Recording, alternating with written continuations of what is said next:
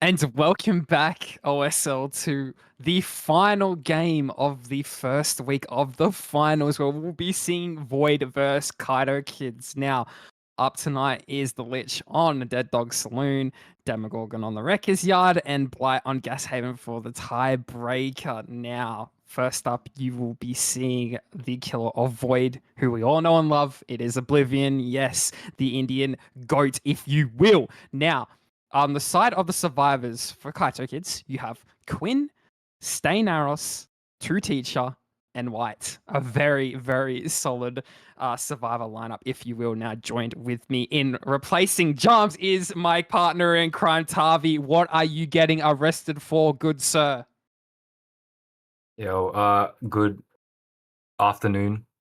I'm still needing to fix myself around that WA time zone, Mr. Hunter, but I think this week I might not be arrested for quite as much. I know that I did do some devilish scrims, and that might be some part of it as to why I'm not locked up. But at the moment, I'm chilling. At the moment, I am playing some Battle Cats, but I think I'll close that just as of now because the Treasure Festival is still going on for another 4.5 hours. So I've got plenty of time to go ahead and do that. But for now, we've got this insane final matchup for the quarterfinals, and it's a very important matchup for, of course, both teams. It is a single elim bracket, so whoever is knocked out stays knocked out in this bracket. So two SEA teams, best of three. We'll have to see what OB can cook on, I believe, if I'm not mistaken, on the new Mumbai servers. Yes, indeed. We'll have to see what he's able to cook up. And yeah, the ping from Thailand to India isn't that big compared to the ping from Australia to India. So yes, they are able to be playing on Mumbai servers. Now Oblivion is able to traverse from 5 all the way to the mid side of the map during this trial. We're going to see if we can spot out any survivors now starting off this game. And we're going to opt to go to all the way down to the one side, and it is stock standard that you will probably find someone here, usually 9 times out of 10. But it looks like we've got a little bit of some good stealth going on here from the boys over at KaitOkids. I can't lie, it's Oblivion struggling to find this first chase. We see Quinn the Stealth Lord over in the edge map, just outside of 11. You'd love to see it, and he's able to make that scot-free. White hiding in a locker upstairs main as well. These guys are playing really good for the start of their game, and I think we're going to go for the first chase being on to Shaq. If we've seen True Teacher here, we haven't seen him. I think we've heard him, but we're just getting a little bit lost. And these boys, for all that it's worth, are playing super duper well, being able to not being spotted, being able to break away from the line of sight. Now, unfortunately, Staynaros blowing up that generator. We'll give some info on where the survivors are for the side of Oblivion. Now the chase being taken on to 4, and we're just not going to opt to chase Staynaros. We're going to go for something like a little bit more central. Now starting the chase over in Shack is Quinn. Now you don't want to be going down here over in the Dead Dog Saloon. This is very dire for our survivors here. We need to be making distance away from this area because we all know as soon as you're hooked in the basement, it is very, very hard to get out of the basement. Now, continuing on the chase is Quinn over at this mid pallet here, able to make that vault too. Crazy work from the man himself now being able to make the upstairs mate. I don't think he makes this vault though, unfortunately, and that will spell the first down of the trial at no gens popped. Tavi, that was pretty good. That was a pretty good start, I must say, for both sides. Yeah, I've got to give it to KaitOkids Hunter because they played the start very slow, and as a result, Oblivion was also forced to play the start fairly slow. So we don't really see that many gen percentages on the board for KaitOkids. But at the same time, Oblivion's not going to be, I think, getting that down, I would say, too quickly. And he actually picked up the Shack pallet too, so the survivors still have that resource in the trial, and that might be a bit of an issue for Oblivion later on. But he is, I think, showcasing the Lich's quad spells fairly well. I think he might have been in a bit of trouble as well on main if that vault was made, because he already used both of the chase-oriented spells, but seems like he's not really going to find anyone here. KaitOkids continuing to take this very slowly. Maybe they are a bit scared of the Dragon's Grip, which they did manage to avoid earlier in the trial. But now it's known, of course, now they can play around it. So that's the first unhook coming in, relatively midway through that first hook. And yeah, we can see Stanos kind of taking the responsibility of that unhook. Doesn't really have anything too important on them, but I guess it's just gonna force the chase back onto the main building. And Quina, I think, again, still has a lot of resources playing this out, but Oblivion, really good knowledge there of the elevation, just manages to get the birds onto, I'll always call them birds, or the floating skulls, whatever you want to call them. He gets the elevation just right to tag Quina, and there's not really much you can do about that. That's a GG, which I guess you can't necessarily win all the time on the time survivor. And yeah, that's a pretty early second hook coming in from the Lich trial, which I gotta actually point out, I believe this is like the second time we've seen Lich this season, Hunter. It's not really one of the more popular picks, actually third time, because we did see Smunk and Tree, I think, play that out from Sanity and Catjam. But yeah, one of the less popular sets, and we've actually seen some pretty incredible results. I think we also saw Bands have a Lich set not too long ago, sorry, back maybe in week 2 when they were still in the tournament. Yeah, just not all around a very high pick rate for this killer, just due to the complexity and maybe even the map that he's on. There's just a lot more picks that people just tend to be more comfortable in. But I think Void have found their little niche killer that they can work with here, because, you know, I have heard from the grapevine that they do love a good old Lich set, that's for sure. Now we do see the stealth out from 2Teacher, trying to get him with the skulls and not quite working in our favor, but we're able to get the trade onto the hook, which is really good for the side of our killer here. Oblivion going to be taking the chase back onto Quinn. He is going to be pre-dropping this pallet all the way over down to the 7 side of the map and running to A corner. Now he has to be careful not to get zoned here. The hand coming in, picking up that pallet. He's just going to go straight down. Yes, he thought he was safe with the pre-drop, but unfortunately that is not the case. And this will be the next stage onto Quinn as well. My goodness. Just very no, it'd be his death. Sorry, I am absolutely losing my mind today in terms of what's actually happening in the game. But a tunnel out at 2 gens remaining on the Dead Dog Saloon for a Lich set is not looking too great for our Survivor team, but they are still able to pull it back if we're able to have some absolutely crazy chases. Now not being able to hit the Survivor upstairs with main with those skulls, we're going to opt to chase the scratch marks. We do see some pressure here over at this top side building. Not a lot. I don't think there's a lot of pressure on the board at the moment, but Oblivion definitely really in control of this match, especially getting this down onto 2Teacher now, and knowing that I think there was somebody over in the corner. We did see the killer instinct for a split second, unless I'm completely blind, but we're going to be taking this pick onto 2Teacher and hooking him on the back side of the main building. Now, is this a pain res hook, and is there pressure on the map? There is pressure on the map, and it is a pain res hook, so pretty dire situation for our survivors here. They definitely don't want to be getting caught out at the moment. Now, Oblivion just going to opt to play a little bit more defensive, try to sit back, recuperate, and gather his thoughts on what his next move might be. If we can get a quick flick around to maybe what the process of our survivors is, where how do you approach this situation? I guess they just have to play for gen pressure a little bit longer and let the bro cook on hook, as Jarms would say. But Oblivion is just in such a really good scenario for himself. Sorry, I'm struggling to find the words. We do see White over at 9 working that generator and now running over towards the unhook, now getting the comm that our killer has left, but not being able to make it over there in time, and going to go back to our generator and try to work that. We are going to have to let the bro cook. I think we're just going to let him go to second, and as soon as that happens, I think, dare say, Oblivion is going to be going to the closest generator at his grasp at the moment. 9 and 3 are definitely very similar in terms of distance, Tavi. I do say that at this point in time, he's going to opt to go for 9, since we do see at 3 that our Jake player, Stay Naros, is going to be getting this unhook. I mean, but like, look, he's gone for the unhook, but Oblivion is completely aware of this. He's just rotating straight back. And that's what I was going to say before. Dragon's Grip is such an asset in this scenario, because now the Kate now cannot play aggressive on this generator. You take too many steps too too close to the Lich, and suddenly, boom, you are down from the Dragon's Grip, and that, again, is such a huge deal here as Oblivion tries to catch out of Kate. The exposed status still has around 30 seconds left. That's a pickup of the pallet. I don't know if Kate makes this one, but they will very, very luckily be able to drop that fairly safely, but they don't. They decide to greed this and play this chase out. This is the benefit of the Survivor previously kind of going down fairly early, is that there's so many resources left available on this map. There's still, I believe, that carriage pallet. There's still this pre-dropped rock filler here, and there's also the shack pallet, and I think that's just bought enough time for the Dragon's Grip to potentially run out here, but again, hit through the pallet. That is the exposed down coming in. Oblivion should be able to capitalize on the eruption proc, on another pain resonance, and also should be able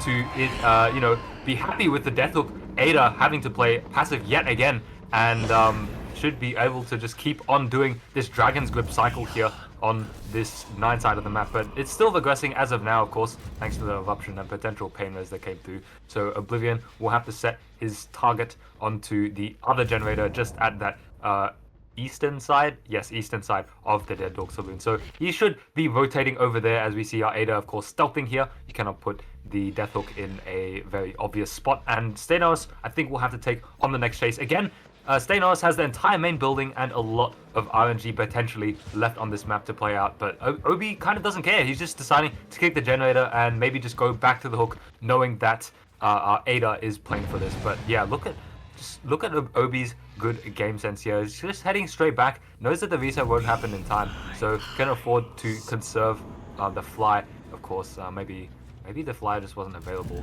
but now I think our survivors have managed to somehow recover from that slight little bit of generator inefficiency that main hook did provide, and kind of might be able to reset here and pop at least another generator, which would be very, very good for them. I believe 2 of our Lich sets have been 4K ones, the previous ones, and the other 2 were outs. So yeah, maybe we can see maybe KaitOkids can break a bit of a curse here and get a couple of outs, and maybe Void will do the same. Maybe, but one thing is for sure, Oblivion is in the box seat at the moment. We have no gen pressure being worked. We do see the reset over at 7 happening from 2 Teacher and White. Yeah, a very precarious scenario, if you will, for the side of the survivors. They have to play for the furthest gens possible to be able to at least pop one. I think we're looking more towards a 4K one here, Tavi, in all things considered. With the way our previous matches have gone, I'd be very surprised to see if we do get outs from here, just having so much pressure. We do have 30% on this generator over at 3, and if we can rotate back to our killer here, Oblivion just knows when everyone is on these generators. He automatically thinks it, and he's just over there. It's like he has some sort of a sixth sense, if you will, but I think he just had eyes on that generator over at 3, and he saw it regressing, but our Jake wasn't able to stop the gen from regressing, so I think he just automatically assumed that nobody was over at 3, unless I'm talking out of my ass, which I well and truly could be. We do see the chase being onto Kate, our survivor White, who will be taking chase all the way over to the shack. We have to last a little bit longer here if we're going to be able to do something, team. The skull's coming in, not quite getting the injure there. Is Oblivion. Well played by our Kate. This is exactly what you need. And now we're just going to go back to the gen patrol again. With the way the Dead Dog Saloon plays, and with killers like Lich, it's just going to be a very long and grueling game if you are to do this right on the side of the survivors. We see the tag over on Ada, 2 Teacher, who will be taking chase more central to the map. And do we choose to commit? Yes, we do. And like you said there, Tavi, there's still so many resources available at our disposal at the moment because of such the early tunnel out. So now 2 Teacher playing the check spots accordingly. Is he able to go down with the skulls? No. Crouch taking it immaculately. The elevation also coming in from the side of Oblivion is just not going to allow the down onto 2 Teacher. The generator over at 2 proccing as well. We've opted to go for the chase. We need this down, and we need it down quick. And just 2 Teacher is playing absolutely out of his mind, playing his check spots and just unfortunately going down at the medium vault. He faked the window, which was very nice to see, but didn't anticipate that Oblivion was able to mind game that window and just get the down by the absolute skin of his teeth. Now, taking the hook onto 2 Teacher, we are going to have to go all the way to the other side of the map and hope there's not a double, that gen is just going to pop in front of our face over at 9. Oblivion very scared at the moment of what could potentially happen, and no. Okay, so We do see White hopping in a locker, and again, our match has come to a little bit of a stalemate on the side of our survivors.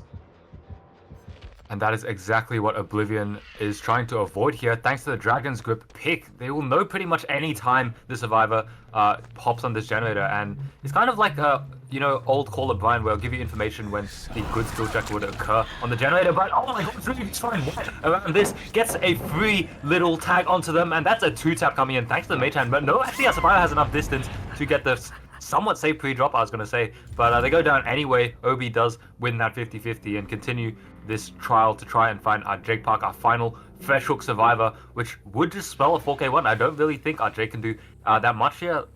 The Dragon's Grip still on the generator. There's no possible way that he will be working that generator in the next 30 seconds without Obi knowing. And yeah, Obi can just opt to hook here if he does want to, and it just seems like he's just trying to perhaps use a little bit of the clear lines of sight around the dead dog to try and catch out perhaps a little bit of clues as to where Steinaros is on the map. But this orb isn't going to reveal anything, unfortunately, so it's just going to be a pickup onto our second hook. Actually, losing a little bit of time there, as we do see the Lich have some very, very nice upper body movements there as the pickup does occur. We do see Steinaros just staying around his bot side, trying to potentially rotate for this hook on 9, but I don't really think, again, that this is got any possible way for survivors to get the final generator done. Dragon's Grip, I feel like, got just enough value in this trial, which does sort of surprise me, because I did know there is a colleague of mine currently in this VC who said, oh, Dragon's Grip is not exactly the most optimal on Lich, but it turns out for Obi, he doesn't care. He kind of just gets so much value in this 3-gen scenario with the Dragon's Grip, and especially against a team like KaitOkids. KaitOkids, they have a bit of a tendency to play certain situations extremely slow and to play it very, very safely and stealth a lot. And I feel like, again, Dragon's Grip gives so much value in this situation. And it's actually kind of forcing Steinaros, again, to play very, very passive on the gens. But I don't think there's really that much that he can do here, as Arcade does perish away on this 9-hook and could potentially see a gate play coming in, but I don't know what gates Oblivion has. Needless to say, though, I think with the spells that the Lich does have in his arsenal, I feel like with the fly, with the orb, it should be extremely difficult to get out of these gates, even though they are sort of split on this map, Hunter. I think there's one at 1 and then there's one at 6 at the moment. So yeah, all he has to do is really stand in the corner of 4 and 5 and he could potentially get just like eyes on both gates. Actually, no, I'm talking out my ass again. It's 3 and 12. I mean, we did see Steinaros just go all the way down to 6. So I anticipated that it was all the way over at 6, but nevertheless, be taking the close onto the hatch. Now Steinaros just hiding over at 8. And even though if he does were to bleed out at the moment, sorry, not bleed out, but die to the end game timer, that will result in all stages given to our killer, even though he is fresh because he's not on the floor bleeding out. So again, very interesting game at the moment. If we can get a quick flick around to what our killer's doing, I would just assume that he's got both eyes on those gates over at 1 or something like that. But Steinaros, not really much you can do at this point in time now. Yes, and that is just it. That's back in Atlantis, which was my first ever trial comp team, if you will, we used to have this thing called Seabass gates. Now, if you don't know what Seabass gates are, they're basically just gates where you have eyes on both gates, and it's just completely ludicrous to be able to have a view on where every possible scenario that is possible for a survivor to just be working on the gate. You just had eyes on both gates, essentially, is what I'm trying to say. Seabass always had those, so we just called them Seabass gates in the end over at Atlantis, and it's kind of stuck ever since, so I'm trying to bring the term back, if you will. Nevertheless, it's going to be really hard for us to survive here to pull anything out of the hat, and realistically, you would just go to the next set if you would, but I do say Steinaros, I'm not too sure is aware of the rule set, so I do say he'll be dying to the end game timer, if you will, and that will spell the end of our team. And now getting the the proc onto that spell. Like you said, Tavi, I mean, yeah, that one coming in clutch a little bit, and he will just be dying to the end game time. And now we do see Oblivion chasing Stain Naros over at the 6th side of the map, but the end game timer will spell the end of him. And that being said, we'll be moving on to the next game of the Lich, which will be KaitOkids' killer, and I do anticipate that will be Quinn playing from previous matches. So definitely going to be an interesting match. And welcome back to the second game of the Lich set, which is the first set of the last game of the week 1 finals, where we'll be seeing 2Teacher on the side of KaitOkids playing. I was wrong in anticipating that it was Quinn, but yes, 2Teacher also a very good killer, very well renowned on the Nurse. If you do remember when Nurse was in the pool, due to the bugs, we had to take her out, but when she was in the pool, if you remember, that 2Teacher was an absolute demon on the Nurse. Is he a demon on the Lich? We'll have to wait and see. For the side of Void, for the side of our survivors, we have Urt, we have Vixita, we have Oblivion, and we have Bankai. Yes, again, a very strong survivor team, if you will. Now, it being their pick, you would expect them to get some stages, especially on the Dead Dog Saloon. At least that's what I would technically think, but anything can really happen. You are versing 2Teacher, so it could be proved to be pretty difficult with his killer macro. But upon loading in, we're going to be seeing 2Teacher load on the top side of the map, which is quite the opposite of what we saw last game, where the killer for Oblivion, for the killer of Void was on the bottom side of the map, rotating to the top side of the map. So again, you can really expect that the survivors would be over at that 6 to 8 side of the map, and we do spot 2 survivors stealthing over at this 5 side, where we pre-drop the water tower pallet, this windmill pallet, whatever you want to call it, and now take chase all the way around the generator. We do spot our Urt just stealthing around, but it was Smith with the flashlight. And can we get a quick and early down? This would be really good for 2Teacher. We're able to mind game around this pallet, but not quite being able to get our recovery to happen in time to be able to get that down. And we're going to be playing checkbox really well on the side of Urt. He's going to be vaulting that window and just running all the way down to 3, making incredible amounts of distance. And now 2Teacher is going to have to follow along the scratch marks and try to make sure that he gets this down, and he gets it down quick. Now Urt's just choosing to W away from this pallet, really well read by him. Not anything to work with on the other side of 1, going to be going to 2 and opting to die edge map 1. Now this is textbook death location at the moment, kid. Depending where the corrupt was, I didn't manage to get a good spot on the spot out on the corrupt, but for the build, we do have Corrupt, Eruption, Agitation, and Pain Res. The Agitation, Pain Res not quite coming into our favor at the moment, but we're able to get some regression and get 1 stack of Pain Res used. We can only assume that'll be somewhere around the bottom side of the map. Once more, we do see Smith stealthing for this save over at the mid side, which is pretty dangerous in my opinion, but it just really depends where our killer goes from here. We see Urt on the hook. We do see Bankai over at 9 working this, 8 working this generator in the corner. And we do see now that 2Teachers opting to kick that Gallows Gen Oblivion, not really being able to do anything, just kind of twirling around and wondering when the killer's going to leave this Gallows Gen. Now we're going to go back and try to tunnel out Urt on the side of 2Teacher. We're waiting for the Endurance status effect to outlast, and now we see the light coming in, the skulls coming in as well, but the elevation is going to spell trouble for our killer here, unfortunately, not quite calculating it properly. But still continuing on the chase to Urt. Urt's going to be going around the front side, top side of this map, getting a little bit lost in the sauce. We thought that he was going to go all the way into that room. Not too sure why we kind of stopped there. Well, maybe the scratch marks were lying to us on the side of our killer. Reshade, probably playing a little bit of a part in that, who knows. But we do see the hand covering the pallet, this toilet pallet and now the down coming in onto Urt, the eruption proccing in the background. And yeah, it's going to be really hard for our survivors to keep Urt alive here, I do say, Tavi. Yeah, Hunter, I did want to maybe chip in and say that you've got some backup if you needed some, but seems like Void don't need that at all. Urt is completely fine by himself taking the chase, and that's 2 generators done for that main building chase. I don't think 2Teacher's happy about this at all, because that completely removes any chance of a bottom side generator hold to be kept in the 3v1, which of course 2TJ does want to go for. The win condition is a 4k2, the Tycon is a 4k1, so unless they are willing to just hand over this first victory to Void on just a silver platter, they does need to try and play aggressive on the gens. And yeah, as I was saying before, these 3 gens done in the bottom side, you'd think that's crazy, bro. 3 gens done on the bot side, that means there's a 3 gen top side, but no, there was a 5 gen in the bot side. So getting 3 of them done actually created a 2-2 split on the Dead Dog Salute. Bankai takes a hit here, not really much they could do without too many resources, and we'll try and make the safety of this Deep 7 as that 4th gen does pop in the background. We can see here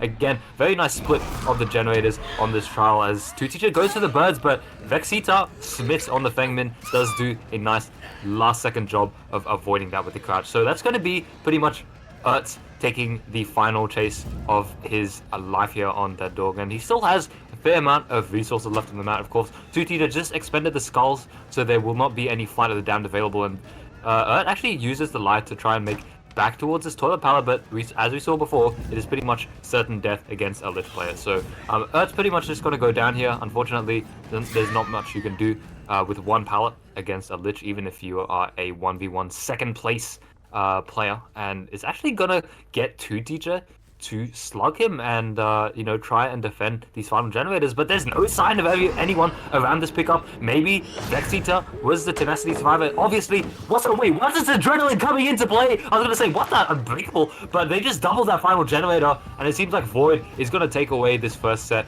which I think is a very, very impressive showing after the chases that Ert did take around the start of the trial, and that main building chase as well, which kind of came in clutch. Of course, Vexita is going to go down here, but they could just take the outs here and go for a 6-stage 2 fresh result, which is a very, very contrast performance from what we saw in the previous trial. I blinked and the game was over. Like, there was literally 4 generators left when I checked my DMs. I went out and they're actually getting outs. This is absolutely crazy. Nevertheless, we'll be taking the hook onto Bankai here, so it might result in a little bit more stages for us. We do want to try and get more towards the slug on the map, but yeah, just like at the moment, it's looking kind of like it's going to be 5 stages in the end. Not too sure where Smith has really crawled off to. We're going to try and protect both of them. Nevertheless, we do actually find Smith on the floor. It is. Okay, is that Smith or is that Vexita? I'm not too sure. Yeah. It is Vexita. Okay, I don't know why we are changing our names. Nevertheless, maybe it could be resulting in more stages if we just take the out here from Oblivion. It could be a 9-stage 3 fresh, and as we look into the ultimate demise of our survivor here, that does look like it is the case. So yeah, 9 stages 3 fresh. Still a fairly good result for our killer player here. Unfortunately, not enough to win it for his team. So Void definitely will be taking that set point. But welcome back, OSL, to the second game of the second set. The first game of the second set. My apologies. Where we'll be seeing Quinn on the side of the killer for KaitOkids and the Demogorgon set on the Wrecker's Yard. On the side of the survivors, we'll be seeing Bankai, Vexita, and Oblivion, like you had seen previously. So nothing's pretty much changed except for the killer on the side of KaitOkids. We do know Quinn is very good on the Demogorgon, as it has been a very high pick rate for KaitOkids in every pick and bans that allows them to have the Demogorgon set. And it's got a high pick rate in general for multiple teams where,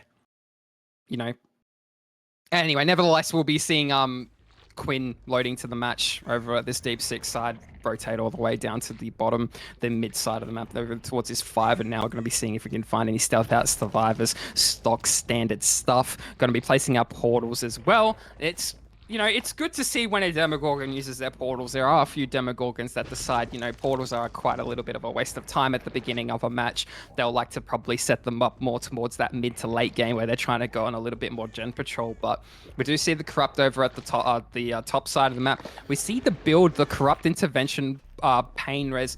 I do believe that was Eruption and Agitation with the Barb's Glasses and the Black Heart, which is pretty stock standard stuff for our Demogorgon here. Now utilizing the portals as well, trying to find anybody who's just Slowly walking around, and we do manage to spot out Oblivion. Getting a little bit lost on the barrel there, not too sure what was happening, but I think maybe he just wanted to deviate his path more towards the top side of the map, knowing that he was in a little bit of a trouble if he ran all the way down to the 5 side, since he would run into the active, so he opted for a death spot as to oppose of a good chase. Now, probably the best case scenario for him, but a very quick chase because of just the position that he was caught out in. So we'll take this first hook onto Oblivion, which happens to be a pain res over at deep 12 now, putting a portal just outside of it. And we're going to be able to play a little bit more defensive, considering that, you know, on a C-tier Demogorgon set, with the first hook over in deep 12, it's going to be pretty hard to get the pull on the side of our survivors. So it really depends. I mean, now that we've seen the Demogorgon kind of go away, deviate away from the hook, maybe we can actually snag the pull. We do see that Ertz working the generator over in the deep 6 side of the map now, getting it halfway done. We do see Bankai over at 9-2. He was working the 8 generator. We see the pull onto Oblivion. That'll be happening for free. So we have put the eruption on our generator over at 8.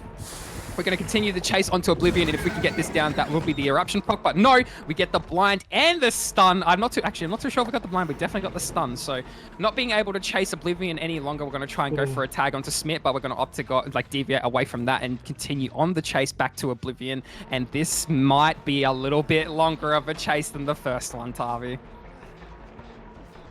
Yeah, I mean, this chase, I think Oblivion should be able to last just a little bit, as the Shack Palace, of course, going to be chucked down, but just having a little bit of a laugh here, not at our friendly neighborhood at Demogorgon, but I was actually laughing a little bit at one of the perks which Oblivion brought in. It's your very, very inconspicuous choice of the fish perk coming in, and that's actually really crucial survive there coming in from Obi. And now we can see a survivor coming in too to take a hit. UNC trying to, you know, force this chase slightly further deeper into the map. Gonna allow Obi just to make, yeah, you know, more distance, make the corner, and that's very nice. But yeah, Obi has equipped the fish perk in this trial, and it is something that you very, very rarely, let's say, see in competitive Dead by Daylight. But Green is gonna get perfect. No, this is free content fun for the Twitter. But anyway, without too much further ado, Obi's gonna get put back on the hook, and it doesn't really change that much of the game plan. Actually, Queener might be greeting for this 5 hook here, and I don't know if he makes it even with the agitation. Obi is really, really close to wiggling off here, but it seems like Queener is just gonna be able to make that hook.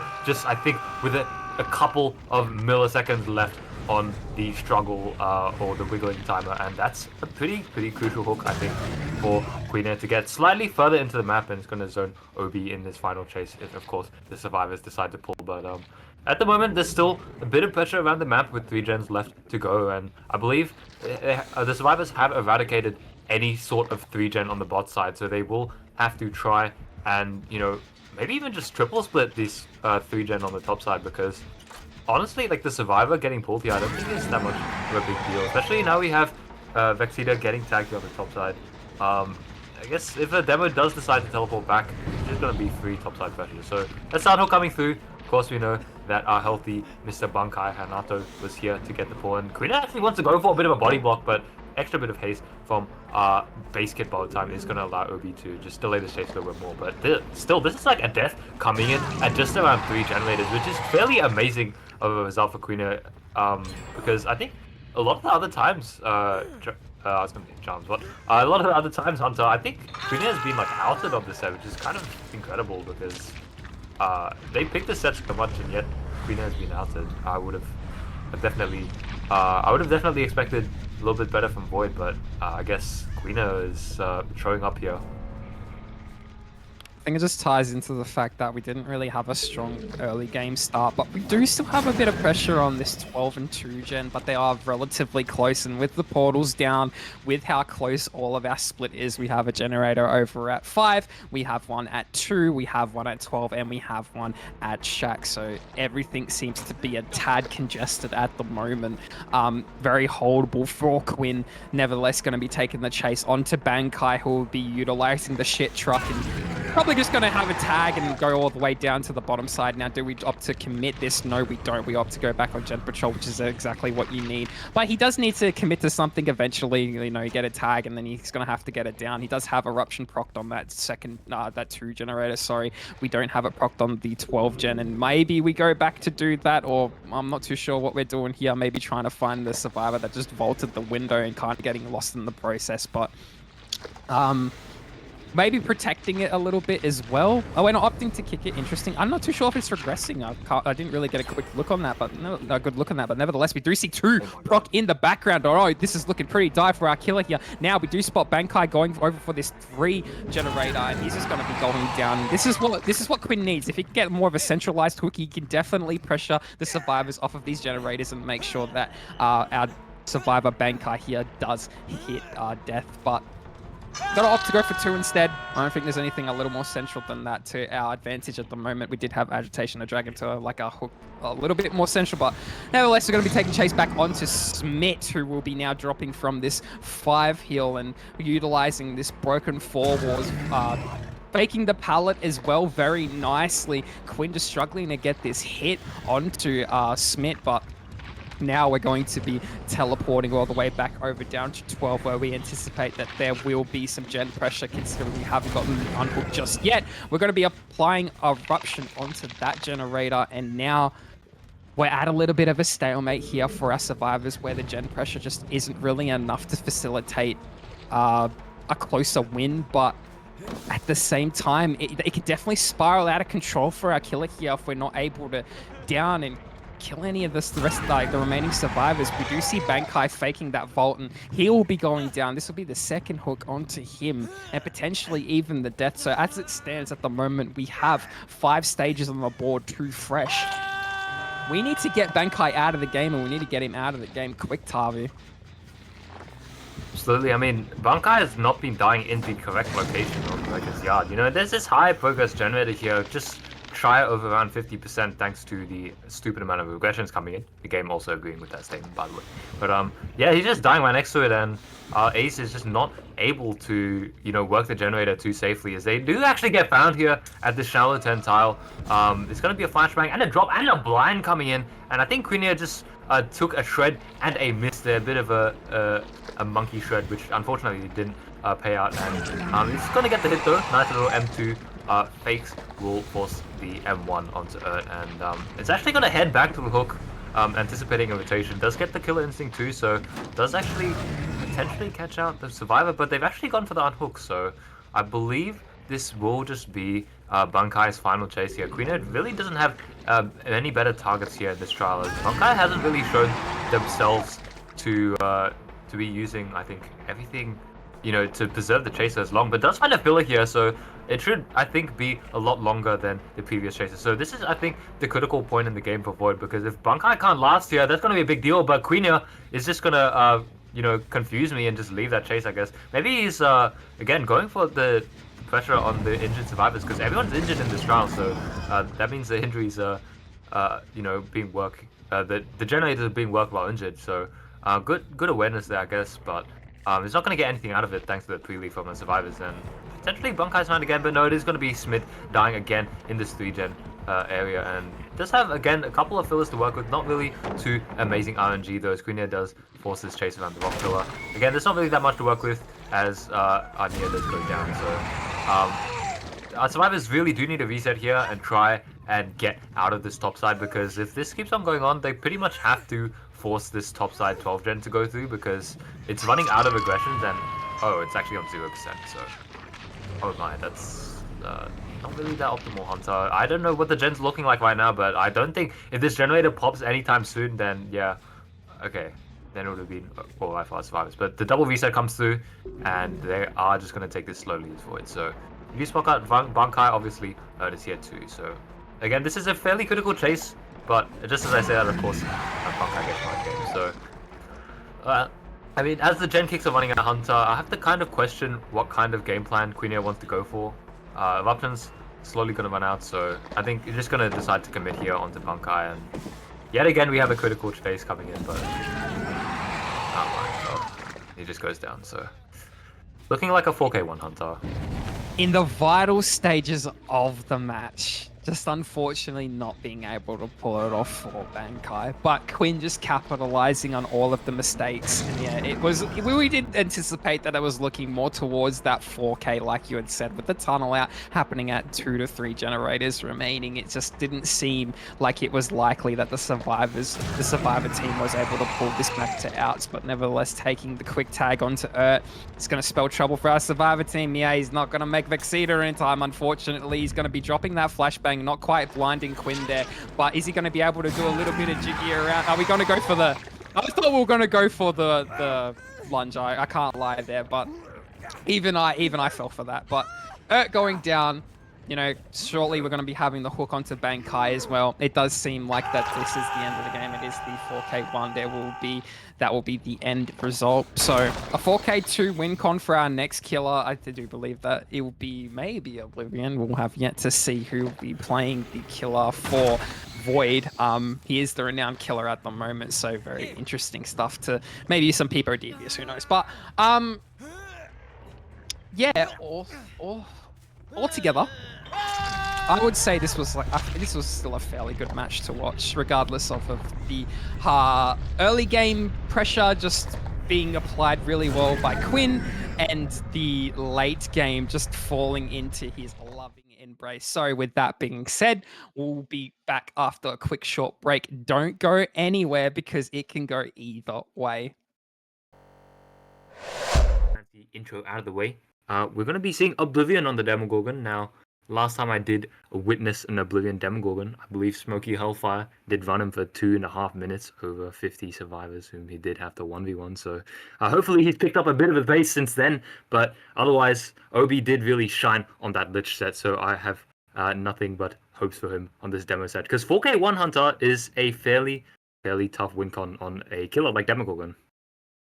Yeah, definitely. I mean, you can really expect to see stages. I think that's our first 4K in the Demogorgon set in the entire season, if I'm not mistaken. Well, we might be talking out my butt there, but nevertheless, you're going to be seeing Oblivion put down the portal like last game where we saw Quinn do so as well. Now we're going to be opting to take Chase all the way down to the 10 side of the map where we did see somebody technically stealthing, technically running. Not too sure what the plan was there, but we've completely lost them. It's been, you know, that was actually pretty good to be able to be spotted out and just not being found just due to complete Houdini. You'd love to see it. So if we can just get a quick flick around maybe to where our survivors are working these generators, where they are stealthing, that'd be really lovely. But I don't. We do see some scratch marks over two. We do see. I do believe this was Ada. I think this is 2 teacher taking the chase all the way down to the bottom 6 side of the map. I'm not too sure if I'm mistaken. It's kind of hard to see at the moment, but nevertheless, going to be utilizing this jungle gym here with the palace still up. The head-on coming in, the cracker as well. My God. Okay. Well, we're off to a really good start here for our survivors at the moment. Blinding Oblivion and now absolutely vanishing once more. Now, we're in a little bit of a predicament to get our first chase here, Tavi. Yeah, I mean, Obi is not really deciding to commit too much, especially after that head-on. So it decides finally to commit this near here on this 9 side of the map. And I don't think they really did have that much around this area. Unfortunately, we did not get some of the best RNG, PX of RNG if you are from Europe. And does decide to loot this out and actually makes another turn of this Godfiller here. So Oblivion might have again just a little bit of annoyance creeping through as this does delay the first hit coming in, and yeah, that's delayed enough time for the first generator on this top side to pop. And even though he takes a tag here, I think this is a wonderful tag to take. You know, you're not zoned anywhere close to that uncorrupted area, so it just easily makes this bot side and has the jungle gym to play now, thanks to now he is unzoned. So he might even have a survivor here for the head-on as we saw earlier, but I think that, no, he was a head-on, right? So probably just, again, lying a little bit there. But he gets a safe drop on the jungle gym, just preserves the health state for just a bit longer here as he heads towards the edge map. And that's 2 generators done for this first chase coming in. So KaitOkids does pretty much set Obi against the wall here because he needs to somehow get all 4 survivors dead before 2 more generators pop, and I don't even know if Nia's got any attention for that to happen, but he gets shredded through the pallet. That's ping going towards Oblivion's favor as this first hook does come in Hunter. I think avoid, again, Oblivion, any common sense would tell me that 2 generators would definitely have to pop here, but again, Oblivion does need to somehow make some magic happen. Yeah, he has to put on these he's working overtime hat at the moment. He needs to pull this back from that because that was a really rough start of the game, unfortunately, for Oblivion. Now vaulting the window, we do see Quinn just utilizing this T-wall very nicely, but vaulting into Oblivion, unfortunately, now. We're going to be continuing on the chase all the way down to the shack side, pre-dropping it. And honestly, he should have been probably looking behind him a little bit longer because that pre-drop onto the shack is just kind of a waste at this point, considering we were never really chasing him to begin with. But we did get the tag and we did opt to leave and go for KSX, who will be utilizing this filler, this tile, this broken floor was over a 10 very nicely. Another hit take coming in from 2 teachers, going to spell another tag yet again on the side of Oblivion. So yeah, some really detrimental stuff here for our killer. We're going to be taking this break onto this pallet over at 5, and now just prepping the shred but also faking the empty. He was never going to make that distance, and I do believe KSX knew it, but unfortunately not being able to crouch tech the Demogorgon is going to result in another down for another fresh hook on the board. So keep in mind that all the Survivor team has to do is pop all generators and they do win the trial. So looking at the situation that we're given at the moment with nobody close to death and with our gen spread that we are handed to us, I do say that the match is definitely more in favor to the Survivor side at the moment. So Oblivion knows it. He's going to be trying to recollect his thoughts. He's taking on the Eruption onto 12, which is a good start. He's going to have to go on a little bit more of a gen patrol, maybe put down some portals for easy accessibility, and yeah, just put the survivors in the predicament of, do we break the portals or do we continue on the gen pressure? Now putting on Eruption over towards this 11 side corner as well, over by the shit truck. So now prepping the shred, seeing where everybody is at the moment, not really spotting anyone out via Killer Instinct. I do say they're all off the generators. Now applying Eruption onto the middle side as well, and we're just really struggling at the moment. We do see that Ada is working D6 deep 6 pocket generator. We do see our Jake player here who is staying Aros working 11 corner as well. Oblivion, instead of taking the tag onto our Jake, is going to be kicking the generator again once more. Really scared of that popping. I'm not too sure what the plan was there. Maybe we could have got a quick 2-tap onto Jake, but we've opted to go back to the hook, and we've just kind of just said, yeah, we're going to lose that generator over at 11, so we need to be just going back on gen patrol on the other ones as well after we get this down onto KSX. Now, what can KSX do? Pre-dropping this pallet and running all the way down to the 5 corner. He doesn't really have anywhere to go because 6 is still being progressed and is close to popping at the moment, I would say, and we hear it in the background. And now our 3 gen is looking like it is 7. It is Shack, and then yeah, I think that might be. Oh, I'm actually not too sure because 11 would have popped. Yeah, it's 12. Okay, so it is fairly split for our killer here. If the survivors are just to press 7 and press 12, this is completely doable for our 3v1 Tavi. Completely doable. I feel like it's fairly inevitable, especially seeing around 50% here and no remnants of the survivor and no evidence that there's anyone there. I mean, they must be stealthing, right? They have to be around there, just slowly rotating back in to work the generator. And I feel like, again, with all the health states that have been restored across the board for our 3v1, they are just completely happy to just, you know, just sit gens and put Obi in like on the hot seat. Like, what you gonna do, buddy? We're just gonna sit on gens, and you're a Demogorgon, mate. You can't like 2-tap anyone, right?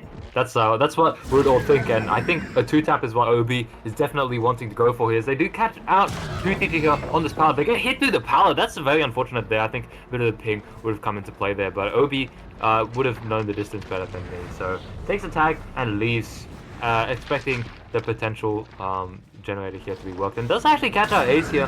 Might actually not realize there's also a Jake Park around here. By the way, shout out to Stanos, a Legacy 3 Jake Park on the stealth here on this top side. But anyway, Queen is taking the chase and actually is playing this very well. So this is the nice run which we're looking for on side of the survivors, but Obi gets a hit through the pallet or over the pallet vault, and now he goes to the slug trying to cut off this generator yet again from being completed. And it seems like he can't find Naos around here, so good stealthing on his side, and Ada is just again slowly getting some of the percentages in, or getting reset, of course. That's what happens in this. So survivors kind of come out of this with an additional like half a generator, which of course some of that's going to be taken away from pain resonance, but they can just easily split this up even though this hook is between them. Demogorgon again isn't one of the most lethal killers in the game, being in C tier and not bouncing, so you can't really expect him to be holding split territory that well. So he's just gonna play it slow, try and get eruptions going,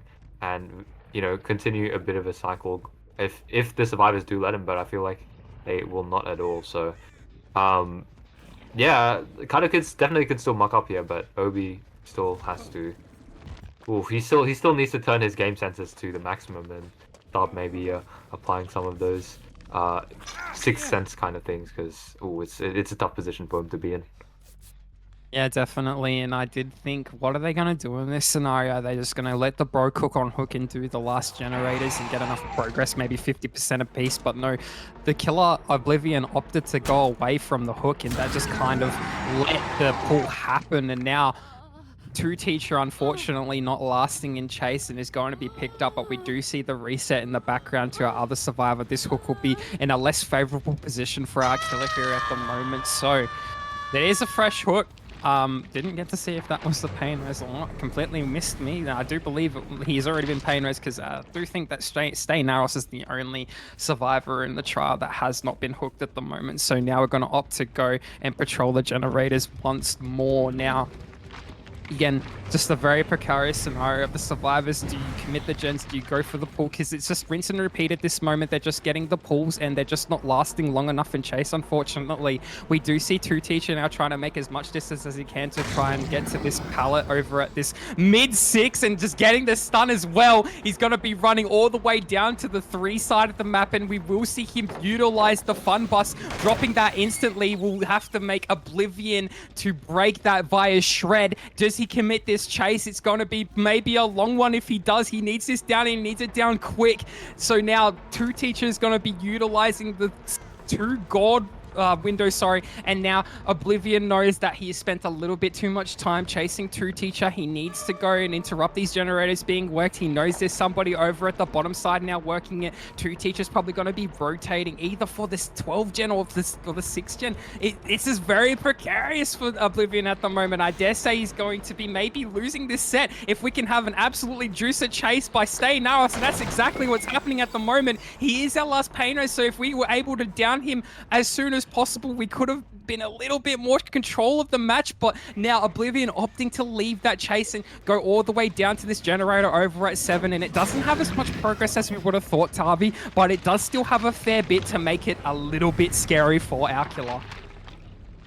It is making Oblivion scared of the reset, because he's teleporting to an area on the map which has absolutely no key objectives for our killer. Sees the reset come in the distance, and he's only perhaps seconds away from finding it, but he's not being able to find Ace and Ada resetting on the map, so that's just more time wasted for Oblivion as the gens get worked. And we do see Two Teacher here on the quote-unquote God windows from Hunter. I gotta put it to that. It actually can be God windows, I can't lie. They can be a very strong tile, and Ada gets so much distance here. Two Teacher actually did kind of cook on this chase, manages to drag this chase all the way back to the bottom side as well. Actually just decide to prevent the hit. That's not actually an optimal hit coming in from Two Teacher, just as I say that, but Oblivion's going to leave anyway, so the chase, I guess that hit didn't matter, and he's just going to rotate top side to try and again catch off Stay Naros. He did drop the pallet already, so I don't know how much safety there is on this top side, and we don't see scratch marks, so he could have pre-left already, but he's just stealthing perfectly. Is Stay Naros. It's giving our Ace more than enough time to get the percentages onto that bottom side generator. And again, Oblivion's trying to commit for this,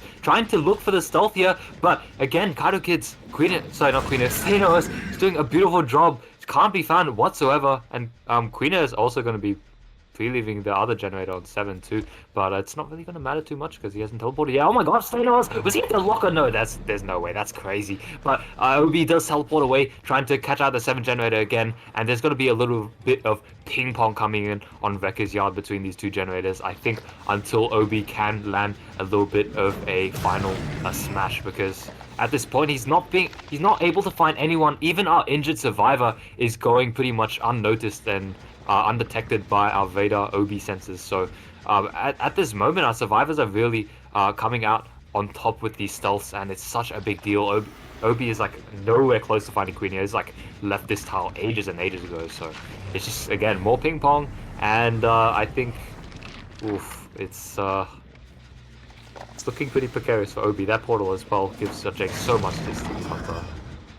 Yeah, definitely. And Obi now struggling to keep the pressure up. Our survivors have just played this so well. Just very long and gruesome for both sides, realistically. But Oblivion now utilizing this portal from 12, going all the way back down to 7. He has 2 generators that are 4 piston pumping at the moment. This is very, very dire for him. He needs the down onto 2 teacher to get the eruption proc at the moment, or even the pain res onto Stay Naros. But they already know that. They already know who they need to keep alive, and like clockwork, that last generator over at 12 is popping, and that will be the win going to the win for the set. Sorry, going to the side of KaitOkids. It is 1 apiece at the moment, so very well played to KaitOkids to be able to pull this back in the 3v1 with 1 generator remaining. Now Oblivion going to be taking what seems to be maybe the last chase of the trial. The exit gate over at 6 being worked. Stay Naros taking the hit. Quinn taking the hit for Stay Naros. Some beautiful body blocking going on here, and that will spell I do believe that is a 5-stage game with 3 hooks. So with considering how close they have my fair share of experience when I was on Copium and he was on J-Duck, and yes, a very scary killer, if you will. I anticipate anywhere between outs, to be honest. I expect outs from a Survivor team of this caliber, but at the same time, I would love to see Oblivion just take it for his team for like a 4K1 or a 4K2, especially if we can get off to a good start. It's all about that first chase that we all know and love, Tavi. Absolutely. You know, when you're playing the old man Talbot, you have to consider like what survivor you are chasing first. You know, there's some mind games into the item text of what the survivors decide to bring, of course. Like sometimes the survivors will do the predictable thing and put the medkit on the deliverance survivor. Sometimes they will put it onto the aggro survivor, so the one with the decisive strike. Maybe they'll, of course, put it onto like a bit more of a passive reset build, but maybe not the deliverance. So there's a bit of mind games going on, but seems like I will be able to get enlightened with that information on the little bit of startup screen as to knowing who is the deliverance survivor, and I can tell you something that you probably not expect who it is, as we do find our spin burst survivor Queenia taking the first chase here. A little bit of a nice pre-drop on this RNG car power filler, but this is a very early chase to be taking. You know, Blight finding a survivor this early is going to be pretty detrimental for survivors, as this first hit comes in just shy of that 30-second mark, and Queenia is forced to play this TL tower. I think he should be going down. No, it's not a TL tower, but it's really not that strong at all. So I don't know how much progress our survivors would have on the generators, but I feel like Obi's going to be able to deny a lot of it, especially after that 2-tap. Look at this beautiful start coming in, and that's just going to be able to secure a first hook on this bottom side with pretty much no fight, I think, for our survivors on the generators. So he's trying to drag it a little bit up the map and should be able to secure this before heading up to blind. Pop goes the weasel, but really he's in, I think, such a nice position after that first fast down that he could probably just like even afford to just like let the pop goes the weasel go for a little bit, but obviously you'd want to apply it. Yeah, definitely. This is the strong start that he needed, that we were talking about at the beginning of the game, just being able to get that down, that quick tap onto our Quinn survivor, the ace survivor, if you will. So we do see some generator progress in the background. We do see Stay Naros on a generator that seems to be about 95% at the moment. We see KSX over at the shack being interrupted, unfortunately. Now the pop coming in on that generator. I do believe that is pop eruption from our killer. No, yes, it is corrupt pop into pop. sorry, Corrupt Intervention, up goes the Weasel, Eruption, and Wretched Fate is the build at the moment with double speed. So Comfort add-ons, a nice build to go with it. We see the down happen onto 2 Teacher, the Ada in the background. Now we're going to opt to take this chase all the way to Quinn, who does seem to be looping this main filler and looping it very nicely. He is on a full health state due to the FTP side. Dare say that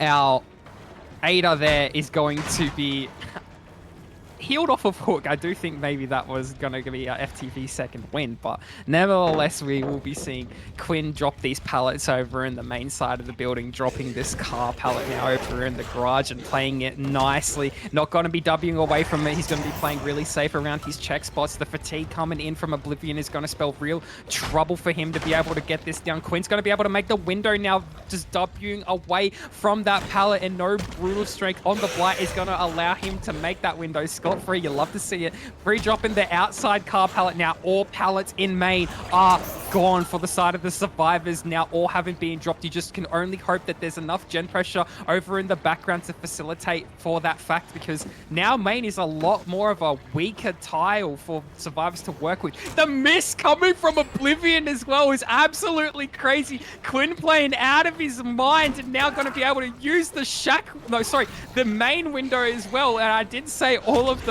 resources were used, but Quinn found a way to be able to last so much longer in chase, even though he had really nothing to work with. Just being able to keep chasing that one spot for so long is just absolutely crucial for his team. Taking a bow, if you will, Quinn. He's going to be pre-dropping this pallet now, playing it a little bit more patiently, and you love to see it, not panic, dropping that. This is going on for a lot longer than we would have expected, Harvey, but the failed blind is going to spell the down onto Quinn as I say that, unfortunately. But nevertheless, all things considered, very good for our survivor team. Oh man, that chase around the main building, Hunter, that allowed 2 generators to pop, and that's excluding all the pressure the survivors have around this map too. Queenia also died in a very favorable spot for our survivors. Look at this, he's just like in an area which kind of lacks a lot of density of the generators, and you can see here that our survivors are just happy to pressure the generators even somewhat close to this hook. Of course, Stanos gonna get tagged for a little bit, playing a little bit too aggressive on this generator, but it's like still beautiful stuff coming in from the survivors, and it is an early pull coming in, but we saw before that our Ada was our babysitter survivor, so Ada should be able to get extra speed and extra distance all the way to make this Shack Pallet. That Spinbur is being burned in Shack Pallet too, but again, it's like plenty of time coming in for the survivors to, maybe get the resets done, maybe again commit some of the generators to undo the pop and eruption that has sort of been applied over time. And it's going to be an attempted tap, and Oblivion is going to get it, so it is slightly faster than I would have expected, but it is still going to result in a gen going down. That's 2 generators for this final hook, and Oblivion sitting just on 3 hooks and 1 fresh survivor because they're going to be eliminated now. That's like a really low amount of stages for Oblivion to play for in this end game, because okay, he's going for the hug tech maybe. A little bit of a 24 blight coming in, but yeah, it's really not secured that much in this trial, and no sign of KaitOkids still is near this gate, so they might just be going for the reset, and Obi might have to start this 3v1 on the gates with pretty much no pressure whatsoever. He's trying to look around the map, trying to catch out the resets, but there is again not really any clear sign that survives. He's taking a real big gamble here, finds out Ada, who I believe did have a medkit, so maybe they reset themselves earlier and don't have enough to go for it later, but I mean, they still have this 4 lane to play with and delay a lot of time, and that should definitely be able to secure 6 stages out of the door for KaitOkids, which Hunter is a very good performance on Blight. Yeah, definitely. This is not Mamma Mia for Oblivion here. I really want to see if Delhi is still in this trial at the moment, because if it's 2 Teacher, we can work with something if he's the Delhi. I don't think it is, no. Okay, so we're just going to opt to leave. We're going to opt to take the 6 stages, and we're going to go, all right, team, time to recuperate. The killer on the side of KaitOkids has a 7-stage win con, which is very doable. So, don't go anywhere. We'll be right back after a quick and short break. Who will go through and who will be sent home packing? Stay tuned. Okay, and we're back. Yes, some unfortunate scene of events. There will be a low-tier penalty due to the fact that two survivors brought the same build. Guys, we cannot be having that happen. So it is a survivor fault restart, meaning that there is no Tycon at the moment, unfortunately, due to the low-tier penalty, which means that the killer only needs 6 stages and the survivors need 5 stages to win. Nevertheless, we'll be taking chase now back onto Vexita, who will be pre-dropping this pallet over in the garage. We're going to have a very lengthy chase at the moment to kind of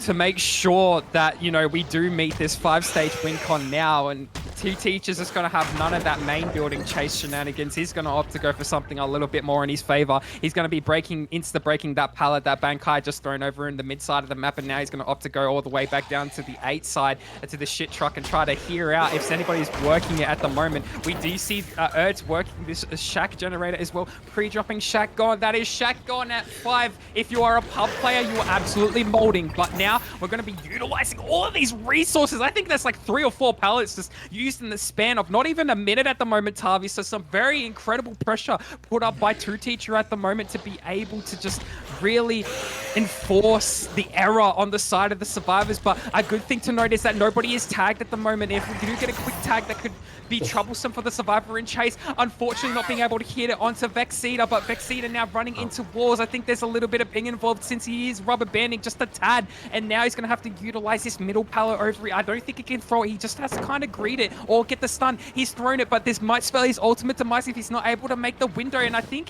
that he's just decided to keep on looping the pallet. Even I thought that he was going to utilize the window, and I think Two Teachers thought the same. He's winning every single 50 at the moment, trying to play it a little bit more greedy, and unfortunately getting caught, and that will be him down at this middle pallet. It is a godforsaken pallet. I do not like this pallet at all. When you are playing it, just greet it and try to make as much distance as you can, or, you know, at least get the stun. You do have to get the stun, otherwise you're just dead and playing for time. So we do see the hook now onto Smith, and we're going to opt to leave that now and find one more survivor, just probably working a generator, maybe go on generator patrol at the moment. We do see Two Teachers trying to look for some stealth outs, though. Questionable decision. I don't know if there would really be anyone stealthing for a really early pull here, as we don't really have enough gen pressure to kind of facilitate that, but nevertheless, going all the way back to the hook once more. He really does think there's someone over around this area, as I do think there was a little bit of pressure on 11 at the moment, so it's probably just thinking somebody's just like crouching around, but yeah, I don't think they can afford an early pull here, Tavi.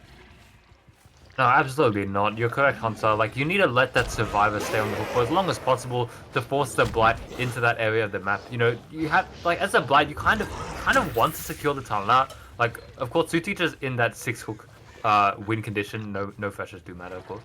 But like, he's in the zone where you can just go for like any fresh hooks. But at the same time, again, you let that tunnel go, and if you don't protect it, then there's just a chance where that healthy survivor just goes for an incredibly long chase, and then things can just slip out of control very quickly. But it seems like, again, Void do have a little bit of an idea. Maybe going in for a last-minute trade is Oblivion, but we don't see any kind of movement from him. No, we do see the little bit of an entity letting us know that he's in chase now, and it is just going to be a pick-up, actually, from Two Teacher, and just wants to secure an additional fresh hook in this trial. So that was a very, very late pull, so we do see at least a generator and around half on another getting sort of completed in the background. But Smith's actually going to be the next one being chased. Vexita, I should rather say, is just going to take the chase and continue on to this jungle gym. Of course, Oblivion can unhook themselves at any time, but that's still additional stages for Two Teacher to, you know, secure for this win condition. So I don't know if Vexita has that much anymore. He gets mind gamed. I don't know if that was a ping coming in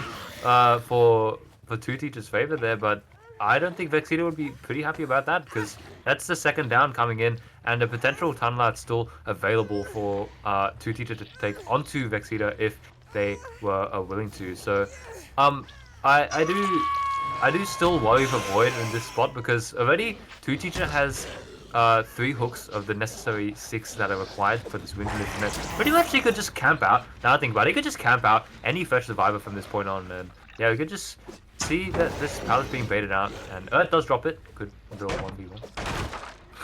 But yeah, he could just like get the down onto Earth, just camp it. That would just be enough to win. Yeah, definitely, with the penalty taken into account as well. Now, We do see, I do believe that was the law accurate deliverance from our Adam player who was Oblivion in the background as they were broken for a fair long amount of time now, being unbroken and probably going to try to get reset now. As it stands at the moment, the current score on the board is 3 hooks and 2 fresh. So yeah, like you said, we just need 3 more stages on the board, and I do believe that, well, yeah, 3 more stages and we're at the win condition actually. So it's not, it used to be the tie condition, but it's the win condition now with the penalty applied. We're going to try and block Bankai from getting this save onto Vexita at the moment. I think he's got it. I think he doesn't get this. There's no way. Wait, tag, and oh my god, he actually gets the save. That's absolutely, oh, that is absolute scenes at the moment. Okay, so if we do pick up Bankai here and he doesn't get flashlight saved or any sort of funny thing happening in the process, that will be our 4th stage. That will be our 3rd fresh of the trial. Now, we do have Eruption and actually, no, we're not able to use it at the moment because I think we're just playing around the ruin, which is really smart by our survivors here. We're getting the tag onto Urt as well, deviating away from the hook, and this will spell the 5th stage onto our survivors if we are able to get this down fairly quickly, which it looks like we are able to. And realistically, all he has to do really is just camp this out, and he does win due to the fact that, okay, so we hook Urt now. We've got 5 stages on the board, 3 fresh. Actually, has he? No, he hasn't won because they need 6 stages. Okay, just eliminates the typhoon at the moment. So, yikes. It's 4 fresh. No, sorry, I'm mistaken. I'm losing my mind a little bit. But yeah, I think, yeah, this is just the end, unfortunately. A very good fight put up from Void, and you hate to see it if you're on the side of Void, Tavi, but you love to see it if you're on the side of KaitOkids, right? Yeah, I feel like based on seeing performances in the past, like perhaps KaitOkids would have been slightly favored, but I'll just look at the tipping real quick. I haven't really looked at it.